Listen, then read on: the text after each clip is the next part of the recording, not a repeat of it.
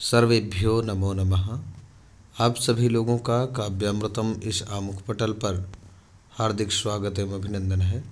मित्रों, आज हम लोग पुनः श्राद्ध से संबंधित चर्चा करने के लिए समुपस्थित हैं। श्राद्ध में वर्ज्य अर्थात त्यागने योग्य, निषिद्ध जिनका निषेध है, ऐसी बातों के बारे में चर्चा कर रहे हैं। श्राद्ध में कुछ ऐसे बातें हैं जो वर्ज्य हैं अर्थात निषिद्ध हैं। उन्हें श्राद्ध के दिन अर्थात जिस दिन श्राद्ध करना हो उस दिन नहीं करना चाहिए। क्या क्या करें? श्राद्धकर्ता के लिए निषिद्ध 7 बातें हैं। 7 बातों को नहीं करना चाहिए। क्या? दंत भावन अर्थात दतून आदि ना करें, माने दंत धावन न करें। तांबूल अर्थात पान आदि इत्यादि न खाएं। राजश्री, भैरव, मोहित, ये नाना प्रकार की जो बिमल, इनका पान न करें। न खादन क्रिया को संपादित करें। इनका कुछ खाना पीना नहीं है। ऐसी चीज़ों को तैल मर्दन अर्थात तेल नहीं लगाना चाहिए। उपवास और स्त्री संभोग, औषध अर्थात दवा आदि न लें। परान्न भक्षण और दूसरे का भोजन ना करें। ये 7 बातें श्राद्धकर्ता के लिए वर्जित हैं। कहते हैं श्राद्ध में लोहे के पात्र का सर्वथा निषेध है। लोहे के पात्र के माध्यम से श्राद्ध इत्यादि नहीं करना चाहिए। श्राद्ध में लोहे के पात्र का उपयोग कदापि नहीं करना चाहिए। लोह पात्र में भोजन करना भी नहीं चाहिए तथा ब्राह्मण को भी नहीं कराना चाहिए। यहाँ तक कि भोजनालय या पाकशाला में भी उसका कोई उपयोग न करें। केवल साग फल आदि काटने में उसका उपयोग कर सकते हैं। लोहे के दर्शन मात्र से पितर वापस लौट जाते हैं। श्राद्ध में निषिद्ध कुश कैसा नहीं होना चाहिए? चिता में बिछाए हुए, रास्ते में पड़े हुए, पितृतर्पण एवं ब्रह्मयज्ञ में उपयोग में लिए हुए बिछौने गंदगी से और आसन में से निकाले हुए। पहले के ऋषि महर्षि आसन के कुश में बैठते थे। धीरे धीरे फैशन का ज़माना आया, लोगों को गद्दे की आवश्यकता पड़ने लगी। यजमानों को प्रसन्न करने के लिए लोग गद्दे का प्रयोग करने लग गए। इसलिए उनको जिस प्रकार का आसन उसी प्रकार की उनकी सिद्धियां हैं। श्राद्ध में निषिद्ध गंध। श्राद्ध में श्रीखंड, चंदन, खस, कर्पूर सहित सफ़ेद चंदन ही पितृकार्य के लिए प्रशस्त हैं। अन्य पुरानी लकड़ियों के चंदन तथा निर्गंध काष्ठों का चंदन के लिए उपयोग नहीं करना चाहिए। कस्तूरी, रक्तचंदन, गोरोचन, शल्लक और पूतिक ये सब निषिद्ध हैं। श्राद्ध में त्याज्य पुष्प अर्थात कौन कौन से पुष्प हैं जिनका श्राद्ध में उपयोग नहीं करना चाहिए? कदम्ब, केवड़ा, मौलसिरी, बेलपत्र, करबीर, लाल तथा काले रंग के सभी फूल तथा उग्र गंध और गंध रहित सभी फूल ये श्राद्ध में वर्जित हैं। निषिद्ध धूप अर्थात अग्नि पर दूषित गुग्गुल अथवा बुरा गोंद अथवा केवल घी डालना निषिद्ध है। ये श्राद्ध कल्पलता का वाक्य है। मदन रत्न, श्राद्ध चंद्रिका, श्राद्ध प्रकाश।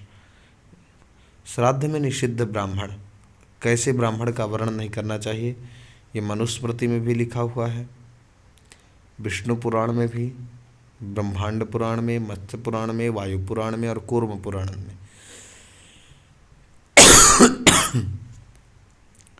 श्राद्ध में चोर ब्राह्मण, जो व्यक्ति चोरी इत्यादि करता हो, पतित हो, नास्तिक हो, मूर्ख हो, धूर्त व्यक्ति हो, मांस विक्रयी हो, व्यापारी हो, ब्राह्मण नौकर हो, कुनखी हो, काले दांत वाले, गुरुद्वेषी, शूद्रापति, भृतकाध्यापक, शुल्क से पढ़ाने या पढ़ने वाला, भृतकाध्यापित, काना, जुआरी, अंधा, कुश्ती सिखाने वाला, नपुंसक इत्यादि अधम ब्राह्मणों को त्याग देना चाहिए।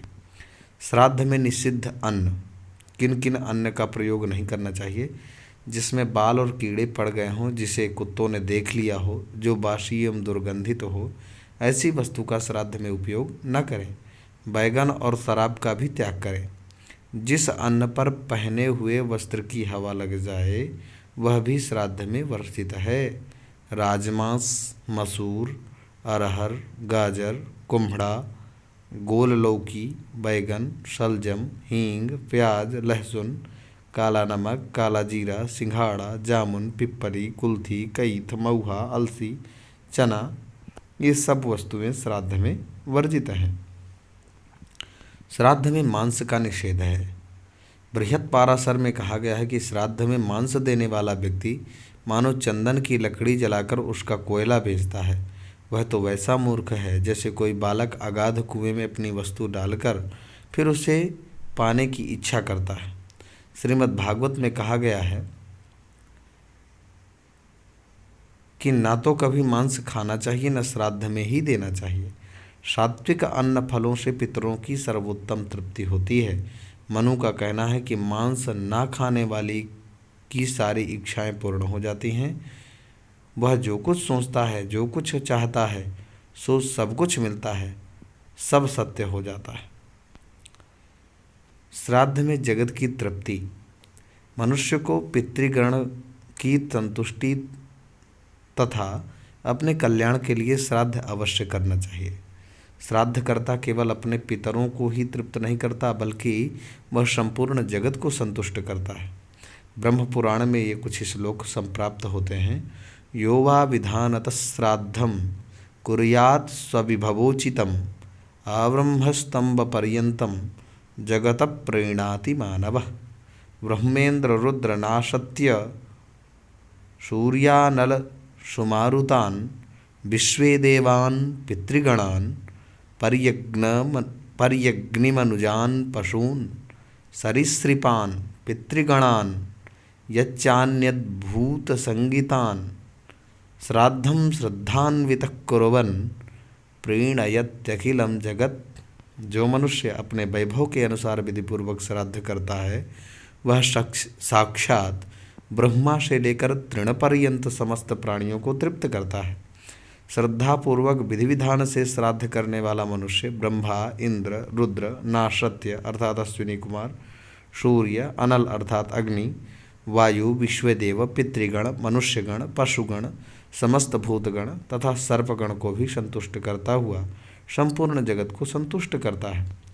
विष्णु पुराण में कहा गया है कि श्रद्धा युक्त होकर श्राद्ध कर्म करने से केवल पितृगण ही नहीं तृप्त होते बल्कि ब्रह्मा, इंद्र, रुद्र, दोनों अश्विनी कुमार, सूर्य, अग्नि, आठों वसु, वायु, विश्वदेव, पितृगण, पक्षी, मनुष्य, पशु, सरीसृप और ऋषिगण आदि अन्य समस्त भूत प्राणी तृप्त होते हैं। इस प्रकार गृहस्थ को चाहिए कि वह हव्य से देवताओं का, कव्य से पितृगणों का तथा अन्न से अपने बंधुओं का सत्कार तथा पूजन करे।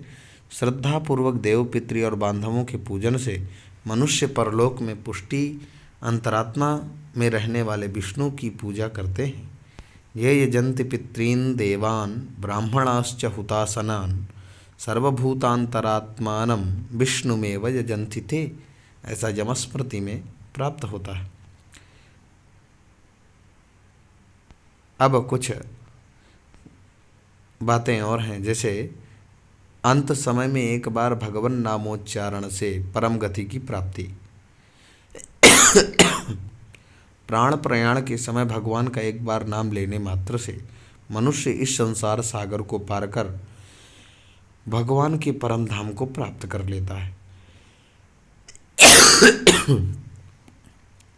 प्राण प्रयाण समये यस्य नाम सकृत्य स्मरन् नरस्तीर्त्वा भवाम्भोधि मपारम याति तत्पदम।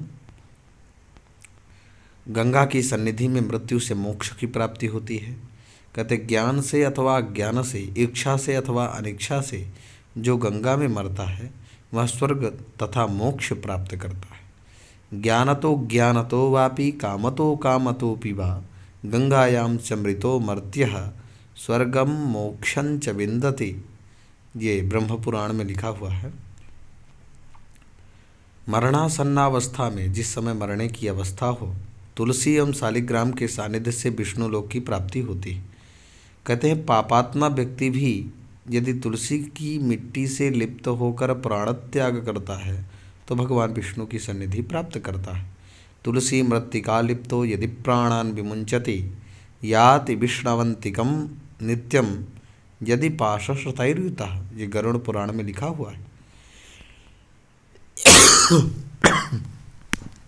और भी कहा गया है कि मृत्यु काल में जिसके शरीर में तुलसी चंदन का संपर्क रहता है वह भगवत स्वरूप होकर भगवान को प्राप्त करता है। मृतिकाले तु संप्राप्ते तुलसी तरुचंदनम भवेच्च यस्य देहे तु हरिर्भूत्वा हरिम व्रजेत। ये पद्म पुराण का वाक्य है। कहते हैं कदाचित तुलसी वन में पापी की भी मृत्यु हो जाए तो वह यम को भयभीत करता हुआ अर्थात यमराज भी उनसे भयभीत होते हैं और लीलापूर्वक प्रभु के धाम में चला जाता है। तुलसी कानने जंतोर यदि मृत्युर्भवेत् क्वचित् सनिर्भत्स्य यमं पापी लीलयैव हरिम व्रजेत। ये शुद्धि तत्व नाम का एक ग्रंथ है जिसमें ये श्लोक प्राप्त होता है। आगे गरुड़ पुराण के बारे में बता रहे हैं।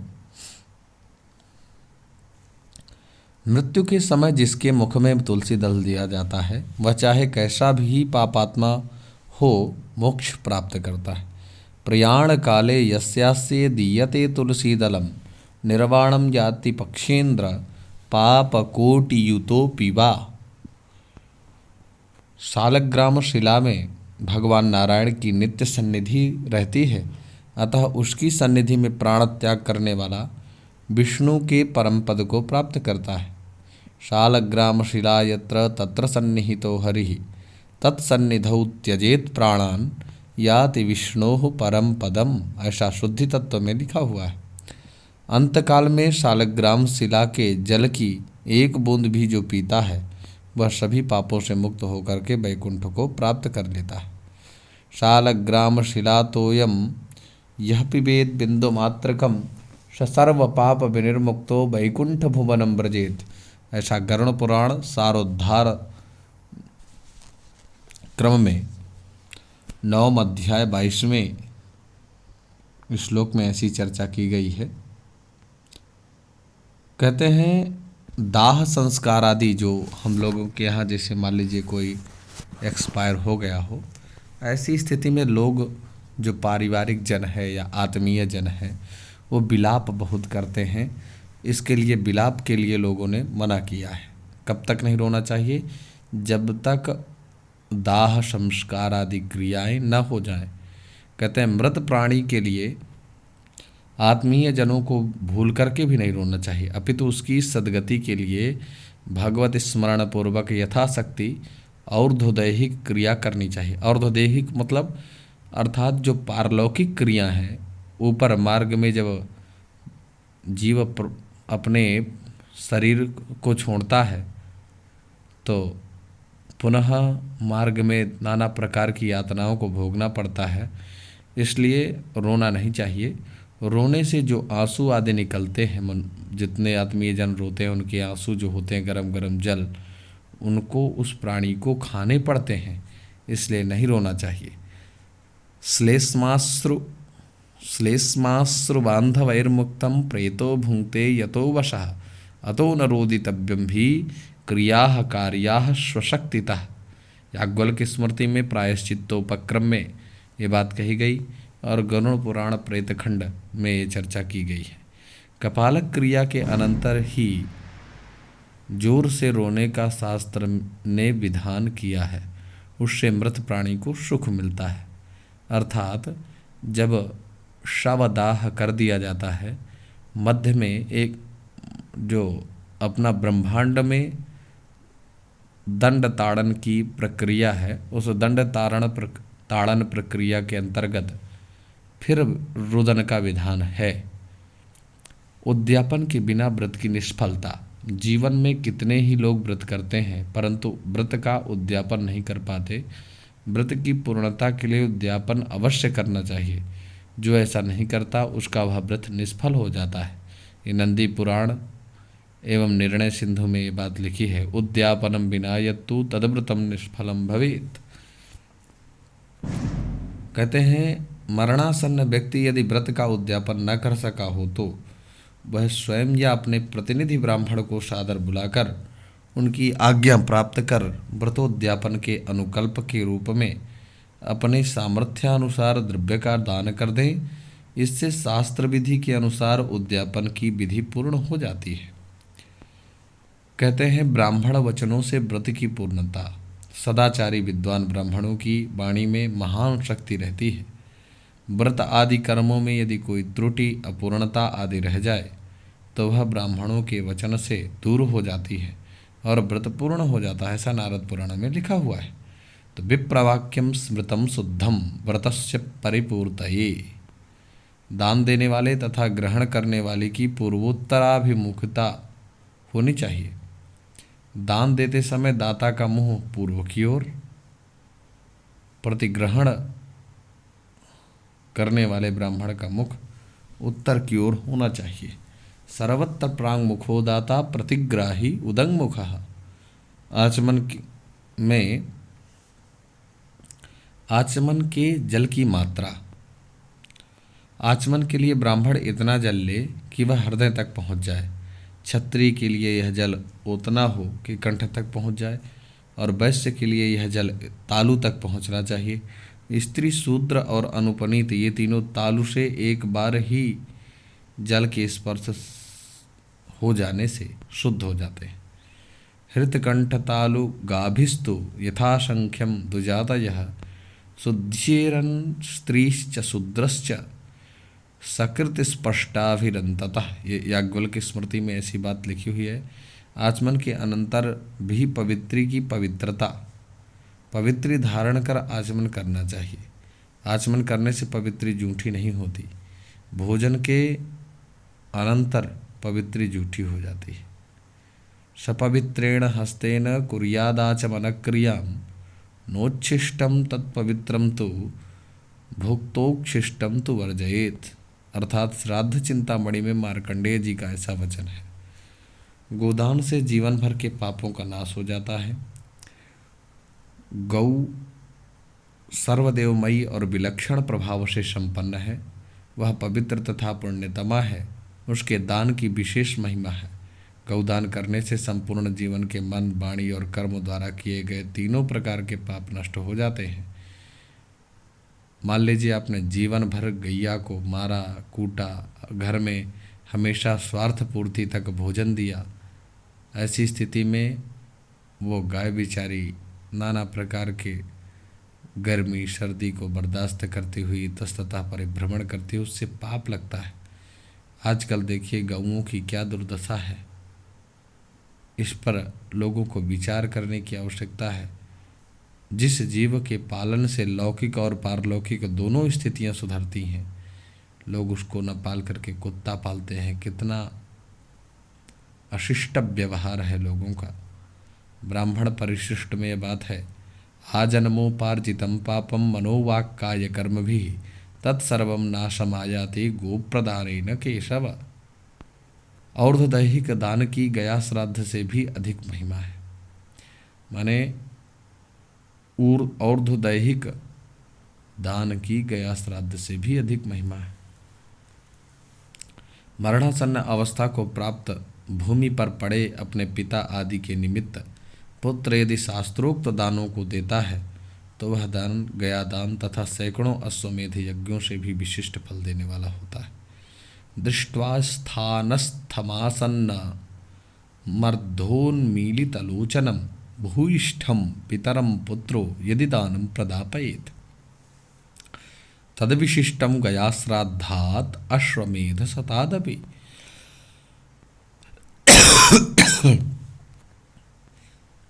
और्ध्वदैहिक दान की अवश्य करणीयता। जो अपने पिता आदि के निमित्त और्ध्वदैहिक अर्थात मरणासन्न अवस्था में मृत्यु के उपरांत दान आदि नहीं करता, उसके पितर अत्यंत कष्टपूर्वक यमलोक की यात्रा करते हैं। इसलिए अपने शक्ति के अनुसार इन दानों को अवश्य देना चाहिए। और्ध्वदैहिक दानानि यैर्न दत्तानि काश्यप महाकष्टेन ते यान्ति तस्माद् देयानि शक्तितः।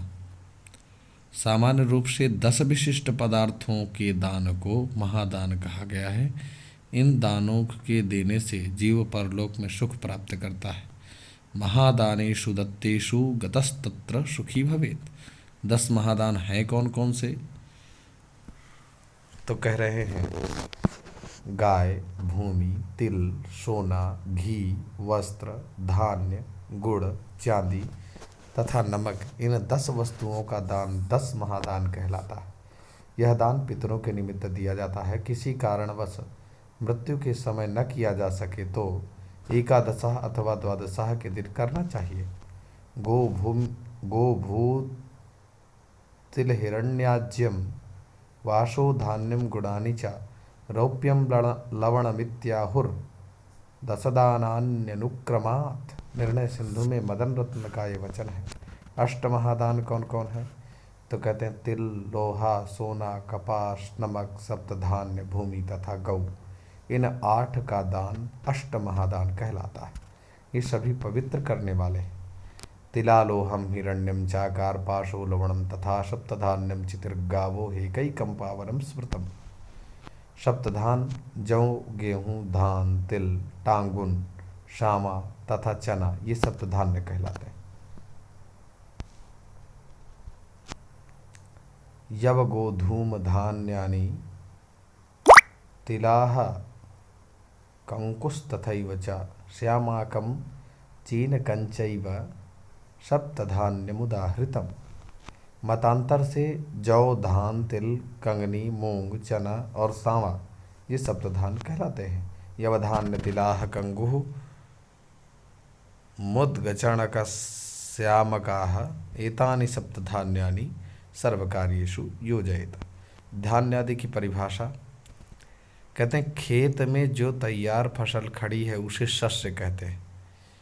तुष युक्त अनाज को धान्य कहते हैं। जैसे धान, तुषा छिलका रहित अनाज को आमान्य अर्थात कच्चा अन्न तथा आग में पके हुए अनाज को सिद्ध अन्न कहते हैं। शस्यम क्षेत्रगतम प्राहुः सतुषम धान्यमुच्यते आमान्नम विदुषम प्रोक्तम सिद्धमन्नम प्रकीर्तितम। आचमन दान पूजन में धूप, दीप, नैवेद्य, वस्त्र, यज्ञोपवीत, स्नान, अर्घ्य और मधुपर्क समर्पण के बाद आचमन प्रदान करना चाहिए। कहाँ कहाँ? धूप देते समय, दीप देते हुए, नैवेद्य, वस्त्र, यज्ञोपवीत, स्नान, अर्घ्य, मधुपर्क, आचमन प्रदान करना चाहिए। धूपे दीपे च नैवेद्ये स्नानेर्घ्य मधुपर्क के वस्त्रे यज्ञोपवीते च दद्यादाचमनीयकम्। शव के कर्णनासादि छिद्रों में स्वर्ण प्रक्षेप तथा घृत प्रक्षेप का विधान है। शव के कान में, नाक आदि 7 छिद्रों में सोने के टुकड़ों को छोड़कर श्मशान ले जाना चाहिए। कहते हैं हिरण्य सकलान्यस्य छित्त्वा छिद्रेषु सप्तसु मुखे स्वत्थाभिधायैनम निर्हरेयुः श्रुतादयः। निर्णय सिंधु की ये बात है। क्रमशः मुख में 1, नाक में 2, दोनों आँखों में 1-1 और दोनों कानों में 1-1 सोने के टुकड़े डालने चाहिए। एका वक्त्रे तु दातव्या घ्राण युग्मे तथा पुनः अक्षणोश्च कर्णयोश्चैव द्वे द्वे देये यथाक्रमम्। यदि सुवर्ण न हो तो क्रम से घी की बूंद डालें। सुवर्णस्याप्यभावे तो आज्यम गेयम विचक्षणैः, ऐसा निर्णय सिंधु में लिखा है। अस्पृश्य द्वारा शवस्पर्श होने पर प्रायश्चित्त की आवश्यकता। श्मशान के ले जाते समय शव को शूद्र, सूतिका, रजस्वला के स्पर्श से बचाना चाहिए। ऐसी स्थिति में किनसे किसी शूद्र से, सूतिका और रजस्वला, इनसे बचाना चाहिए। ऐसी स्थिति में प्रायश्चित्त करना चाहिए। प्रायश्चित्त किए बिना दाह आदि संपूर्ण कर्म निष्फल हो जाते हैं और मृतक तथा दाहकर्ता दोनों नरक प्राप्त करते हैं। श्मशाने नीयमान शवस्य शूद्र स्पर्शे शूद्रेण वहने व श्रुतिका रजस्वलयोः स्पर्शेप्येवमेव प्रायश्चित्तं विना दाहादिकृतं व्यर्थम भवेत उभयोश्च नरकः। ऐसा धर्म सिंधु में लिखा हुआ, जो हमने हिंदी पढ़ी उसी की संस्कृत ये लिखी हुई है। इस प्रसादी होने पर भगवत स्मरण पूर्वक जल से शुद्धि कर लेनी चाहिए। शूद्रादि द्वारा, यदि किसी शूद्रादि के द्वारा सामग्री लाई गई हो तो दाहादि सामग्री की निष्फलता होती है। इसलिए दाह आदि लकड़ी, तृण, कोई भी सामग्री शूद्र आदि से न मंगाएं। ऐसा करने से वह सारा कर्म निष्फल हो जाता है। अतः सपरिवार स्वयं सब कार्य करना चाहिए। शूद्रानि तैः कृतं कर्म सर्वं भवति निष्फलम्। पितृकर्म में अपसभ्यत्व एवं दक्षिणाभिमुखता। सामान्य रूप से पितृकर्म कर्म अपसभ्य होकर और दक्षिण की ओर मुख करके करने का विधान है। अपसभ्येन कृत्वैतद् वाग्यतः पितृदिङ्मुखः। अपसभ्य का मतलब हम लोग दाहिने कंधे में, जैसे मान लीजिए हम लोग वाम कंधे में जनेऊ को डाले रहते हैं, इसको कहते हैं सभ्यावस्था। और जब इसको अपोजिट कर लेंगे, दाहिने कंधे में जनेऊ डालेंगे, तो हो जाएगी अपसभ्यावस्था। ऐसा छंदोग परिशिष्ट में लिखा हुआ है। चिता पिंडदान के अनंतर प्रेत संज्ञा, कहते हैं गरुड़ पुराण में एक वचन आया है, चिता पिंड प्रभृतितः प्रेतत्वम उपजायते तदादि तत्र तत्रापि प्रेत नामना प्रदीयते। इस वचन के अनुसार चिता पिंड देने के बाद भी संकल्प में प्रेत शब्द का उच्चारण करना चाहिए, किंतु सूत्र शाटक न्याय से भावी प्रेतत्व का आरोप करके संकल्प वाक्यों में प्रारंभ से ही प्रेत शब्द का प्रयोग किया जा सकता है। अंत्येष्टि कर्मों में 6 पिंडदान का प्रयोजन। मृतस्थान में पिंडदान से भूमि अधिष्ठात्र देवता संतुष्ट होते हैं। द्वार देश में पिंडदान से ग्रहवास्तु अधिष्ठात्र देवता प्रसन्न होते हैं। चौराहे में पिंडदान करने से मृतक शव पर कोई उपद्रव नहीं होता। विश्राम स्थान में और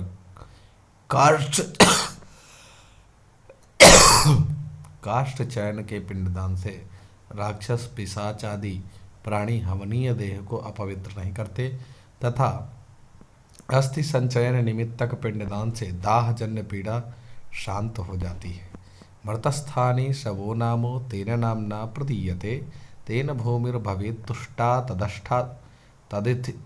तदधिष्ठात्रिदेवता द्वारदेशे भवेत् पान्थस्तेन नामना प्रदीयते तेन दत्तेन तुष्यन्ति ग्रहवास्त्वधिदेवताः चत्वरेखे चरोताम तमुद्दिश्य प्रदीयते तेन तत्रोपघाताय भूतकोटिः पलायते विश्रामे भूतसंज्ञोऽयं तेन नाम्ना प्रदीयते पिशाचा राक्षसा यक्षा ये चान्ये दिशिवासिनः तस्य होतव्यदेहस्य नैवायोग्यत्वकारकाः चितायां साधकं नाम वदन्ते के खगेश्वर प्रेतपिंडं प्रदद्याच्च दाहार्ति समनम खग। कुशास्तरण से पूर्व अवनेजन दान का विधान। कई प्रयोग पद्धतियों में कुशास्तरण के बाद अवनेजन प्रदान करने की व्यवस्था की गई है। वह भी विहित ही है, परंतु श्राद्ध के आधारभूत ग्रंथ पारास्कर गृह्य सूत्र तथा उसके भाष्यकारों ने निम्न वचनों के अनुसार कुशास्तरण के पूर्व भी वेदी के मध्य खींची गई रेखा पर अवनेजन देने का विधान है। दर्भेषु त्रीन पिंडान अवनेज्य दद्यात्। अवनेजन देकर दर्भों के ऊपर पिंडदान करें। उपर्युक्त पारस्कर गृह्य सूत्र पर कर्काचार्य जी का भाष्य इस प्रकार है। पिंड पितृयज्ञ वद उपचार इति सूत्रितत्वात्। पिंड पितृयज्ञवद उपचार पित्रे श्राद्ध काशिका में है और श्राद्ध सूत्र कंडिका में। इस सूत्र के अनुसार पिंड पितृयज्ञ में जिसका प्रक्रिया आचरण किया गया है उसी तरह अन्य श्राद्धों में भी किया जाए। दर्श पौर्णमास में पितृयज्ञ का प्रकरण है, जिसमें पहले अनवनेजन उसके बाद में कुशास्तरण की विधि है। गदाधर भाष्य में अत्राह याज्ञवल्क्यः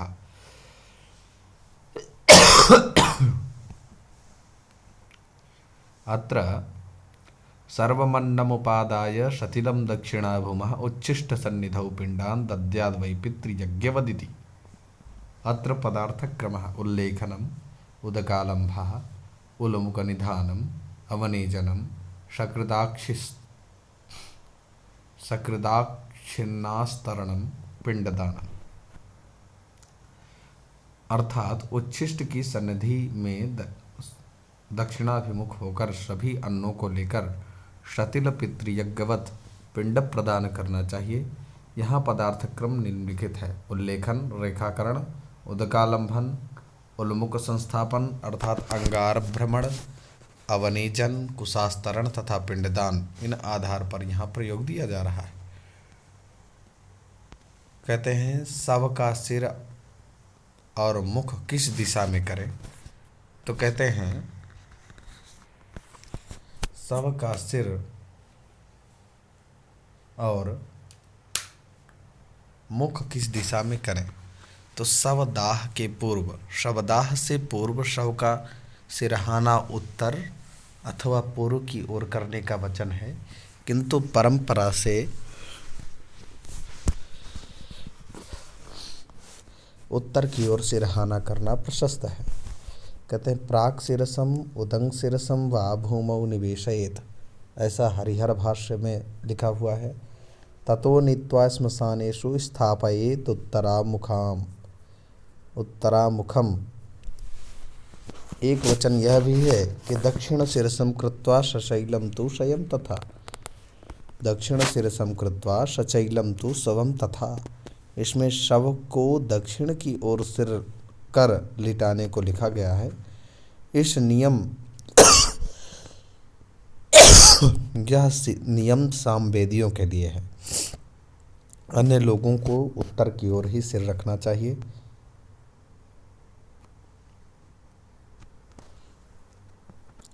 और उत्तान ही लिटाना चाहिए। सामे तरेशाम उत्तर शिरस्त्वम, ऐसा श्राद्ध तत्व में लिखा हुआ है। दाह के समय चिता पर भूप्रदेशे शुचौ देशे पश्चाच्चित्यादि लक्षणे तत्रोत्तानं निपात्यैनं दक्षिणाशिरसं मुखे। छंदोग परिशिष्ट में कात्यायन जी का मत है कि चिता में शव को दक्षिण सिर करके उत्तान देह रख दें। आदि पुराण में आए निम्न वचन करें अधोमुखो दक्षिणादिक चरणस्तुपमानिति सगोत्रजैः गृहीत्वा तु चितामारोप्यते शवः उत्तान देहा नारी तो शपिंडैरपि बंधुभिः। इसके अनुसार पुरुष को उत्तर की तरफ सिर तथा अधोमुख नीचे की तरफ मुख करके चिता पर स्थापित करना चाहिए तथा स्त्री को उत्तर सिर और उत्तान देह करके रखना चाहिए। शुद्धि तत्वादि ग्रंथों में ऐसी ही व्यवस्था है। पारास्कर गृह्य सूत्र के विवाह श्मशानयोः ग्रामम प्रविशतात, इस वचन के अनुसार देशाचार के अनुसार करना चाहिए। दाह में तुलसी काष्ठ का प्राशस्त्य। शवन नग्न शव का दाह नहीं करना चाहिए। दाह के लिए निषिद्ध अग्नि, कौन कौन अग्नि नहीं होनी चाहिए? पंचक दाह और पंचक शांति, चिताग्नि सिर की ओर रखते, कपालक क्रिया, ये सारा प्रपंच हम लोग कल के दिवस में श्रवण करेंगे। पुनः आप सभी लोगों का हार्दिक स्वागत, अभिनंदन, वंदन करते हुए वाणी को विराम। नमस्कार, धन्यवाद।